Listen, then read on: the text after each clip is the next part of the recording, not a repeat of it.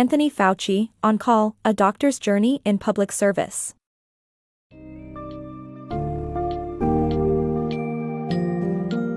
Embark on a captivating exploration of Anthony Fauci's remarkable journey in On Call, a doctor's journey in public service. This insightful narrative takes readers from Fauci's humble beginnings in Brooklyn to the forefront of global health challenges. Fauci's story is a tapestry woven with threads of personal drive, scientific discovery, and relentless public service. You will delve into pivotal moments such as his involvement in the early fight against AIDS, setting the stage for revolutionary medical breakthroughs, and his leadership during the Ebola crisis. Discover Fauci's career-defining role in confronting the COVID-19 pandemic and his steadfast commitment to public health during politically charged times. Beyond the science and health policy, this summary reveals the deep personal convictions that have underscored Fauci's storied career, offering a reflective study on the intersection of medicine, policy, and public welfare. Prepare to be inspired by a legacy that is as much about human courage as it is about scientific achievements.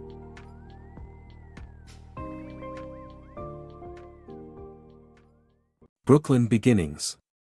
Born in Brooklyn on Christmas Eve 1940, Anthony Fauci was the son of Italian-American parents who nurtured their family in a tight-knit community.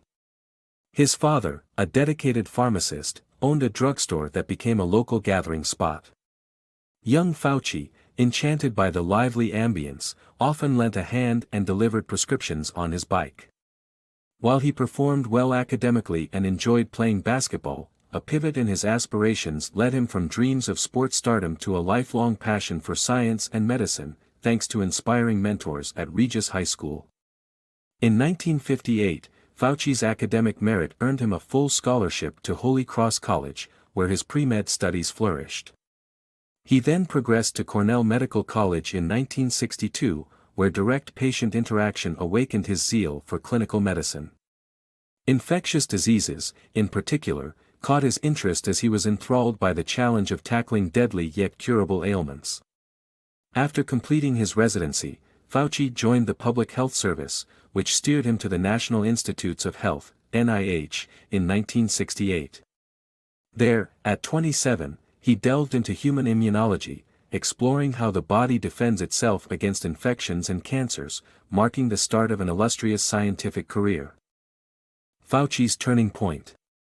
Settled comfortably within the intellectual haven of the NIH, Anthony Fauci thrived in his work on rare diseases, yet the impact often felt incomplete. By 40, a yearning for a challenge with deeper public health implications gnawed at him, seeking to rekindle his sense of purpose. This transformative moment came in June 1981, with the discovery of an unusual pneumonia case among 5 healthy gay men, sparking Fauci's curiosity. Normally presenting in those with severely weakened immune systems, such as chemotherapy patients, this anomaly signaled a potential new threat. Realizing something critically significant lingered undiscovered, Fauci's intrigue sharpened when, just a month later, he encountered another report of 26 similar cases across New York and California. With a foreboding sense of urgency, Fauci immersed himself wholly in unraveling this mystery, ushering patients into the NIH Clinical Center to scrutinize their immune deficiencies. By mid-1982, his propositions began bearing fruit. The CDC officially termed the new epidemic AIDS, confirming its broader reach beyond the gay community. The harrowing span from 1982 through the late 1980s came to be Fauci's dark years, characterized by tragic patient losses. These years etched a deep grief, akin to post-traumatic stress, felt amongst many of his contemporaries. Amidst this sorrow, breakthroughs emerged to illuminate the path forward. Fauci's 1983 discovery about hyperactivated B cells in AIDS patients suggested an immune response to an undiscovered virus. The revelation gained momentum when French researchers Luc Montagnier and François Ballasnouci identified the human immunodeficiency virus, HIV, as the culprit, later confirmed by Robert Gallo as the cause of AIDS. This pivotal identification propelled advances in diagnostics, prevention, and treatment efforts, drawing waves of new researchers into the battle. On a personal note, Fauci's life was evolving. In 1985, he married Christine, his stalwart confidant and the future mother of their 3 daughters. Professionally, his trajectory shifted significantly in 1984 with his appointment as director of the National Institute of Allergy and Infectious Diseases, NIAID. This role expanded his responsibilities, steering a vast NIH operation and budget. Under his leadership, the Division of AIDS and the National Cooperative Drug Discovery Groups came to life, fostering partnerships between academia and pharmaceutical firms. These initiatives bore fruit with the development of AZT, the first effective anti-HIV drug, which substantially reduced AIDS-related fatalities. The fight against AIDS, though showing progress, was far from over. Through the late 80s and into the 90s, Fauci doggedly pursued White House funding and explored avenues for an HIV vaccine. The game-changer was a breakthrough combination therapy using indinavir, AZT, and 3-TC, significantly lowering virus levels, transforming AIDS from a death sentence to a manageable condition. Treatment regimens eventually simplified, leading to the approval of Atropa, a once-daily pill, in 2006. This monumental success story is a testament to the synergy of NIH-led research, pharmaceutical innovation, and Fauci's relentless commitment to enhancing global health outcomes. Navigating global health challenges. Every time a new president stepped into office, Anthony Fauci found himself pondering how they might tackle the relentless global HIV/AIDS crisis. When George W. Bush assumed the presidency in 2001, Fauci saw an administration eager to combat this devastating epidemic. Shortly thereafter, Bush committed $200 million to launch the Global Fund for AIDS Relief, a promising international endeavor. However, the terrifying events of September 11 shifted national priorities, as fears of bioterrorism, particularly involving Al-Qaeda, took center stage. Responsibility for developing countermeasures, such as vaccines and diagnostics, fell heavily on Fauci's shoulders through Project BioShield, a massive $6 billion effort. In the anxiety of the aftermath, anthrax-laden letters caused havoc, consuming Fauci's daily life with media briefings and intense work. The FBI eventually linked the attacks to Bruce E. Ivins, a Fort Detrick researcher, whose subsequent suicide left many questions lingering. 5 lives were lost, and 17 people fell ill, marking a dark period in U.S. history. Once the immediate bioterrorism scare subsided, attention reoriented towards the international AIDS crisis. Determined to create a more significant impact, Bush launched the President's Emergency Plan for AIDS Relief, or PEPFAR, which Fauci diligently helped to develop. This monumental $15 billion initiative spanned 5 years and revolutionized global health efforts, saving 25 million lives across 50 countries. Over the decades, more than $100 billion was invested, making it the largest global health initiative targeting a single disease. Fauci's resolve and expertise also guided responses to other outbreaks like SARS and the bird flu, navigating these challenges with precision. His experienced leadership became indispensable as Barack Obama entered the White House in 2009. Before Obama's presidency began, George W. Bush honored Fauci with the Presidential Medal of Freedom for his invaluable work with HIV/AIDS and the success of the PEPFAR initiative. This highest civilian honor left Fauci humbled, encapsulating a career devoted to tackling daunting global health challenges and making a profound impact worldwide. Viral politics. In 2014, the Ebola virus outbreak originating in Guinea gripped the U.S. with fear after it rapidly spread to Liberia and Sierra Leone. It became a global health crisis by August, with over 1,000 cases and a staggering 60% fatality rate by July. When Thomas Eric Duncan, infected in Liberia, arrived in Dallas and was initially misdiagnosed, widespread panic ensued. Public anxiety surged, fueled by media frenzy and political tension. Despite efforts by health experts like Fauci to quell fears through the media, misinformation spread, even leading to absurd lawsuits. The outbreak highlighted how irrational fears can politicize health emergencies, deepening the political divide reflected in congressional hearings. By the spring of 2016, the epidemic in West Africa subsided after infecting 28,000 people and claiming over 11,000 lives. As Ebola waned, the Zika virus emerged closer to home in the Americas, notably Brazil. Transmitted by Aedes aegypti mosquitoes, Zika, known for mild symptoms, suddenly became infamous when linked to severe birth defects like microcephaly. Alarmed by this new threat, President Obama called a meeting of top health advisors, including Fauci, to strategize. Immediate action was imperative, developing mosquito control measures, promoting avoidance strategies, and accelerating vaccine development was crucial. However, political gridlock complicated funding efforts.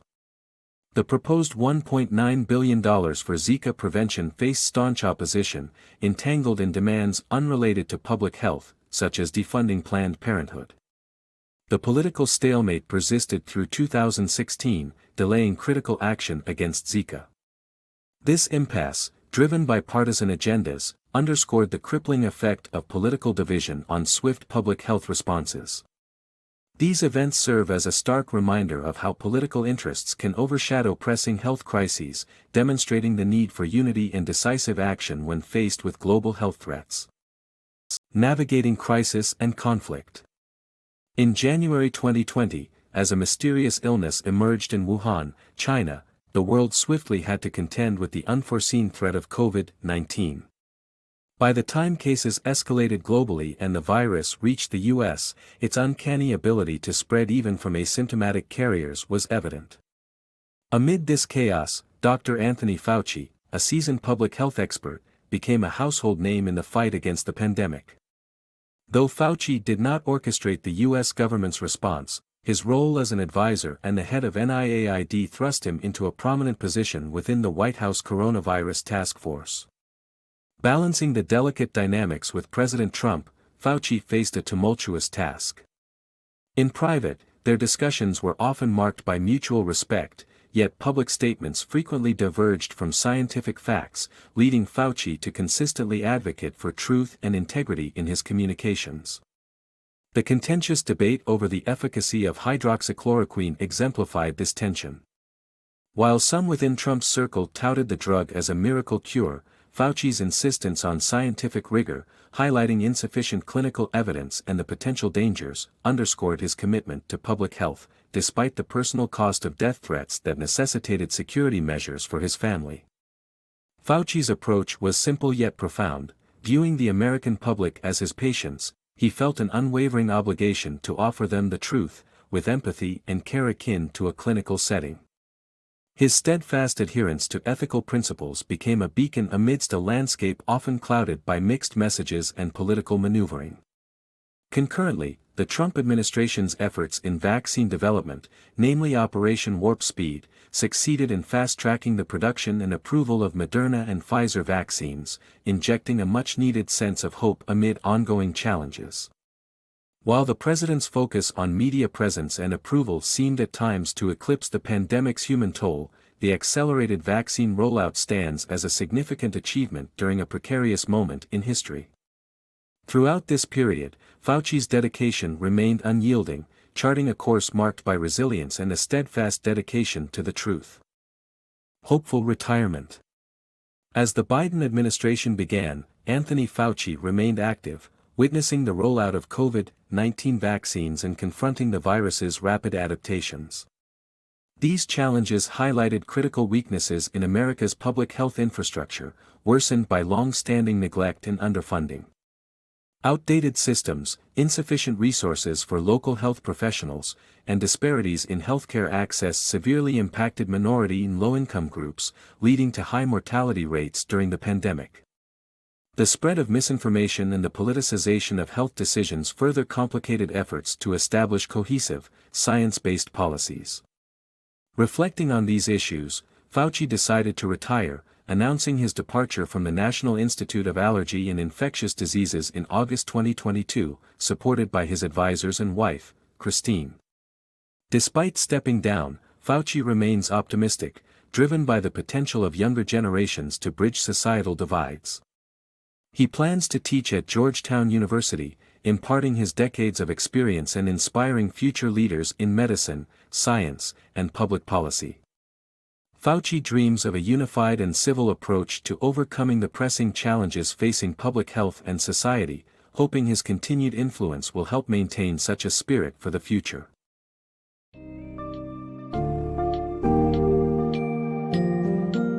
Anthony Fauci's journey, as encapsulated in On Call, A Doctor's Journey in Public Service, reveals a life dedicated to combating public health crises with both innovation and empathy. From his pioneering efforts against the AIDS epidemic to navigating the complexities of the COVID-19 pandemic, Fauci's career has been marked by unwavering dedication to truth and scientific integrity. The book underscores the importance of seeing past the immediacy of political discourse to focus on science-based solutions and global health initiatives.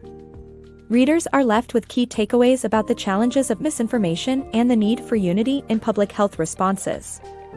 As Fauci steps back from public service, his optimism lies in the hands of future generations poised to carry forward his legacy of service, knowledge, and hope for a more united approach to the public health challenges ahead.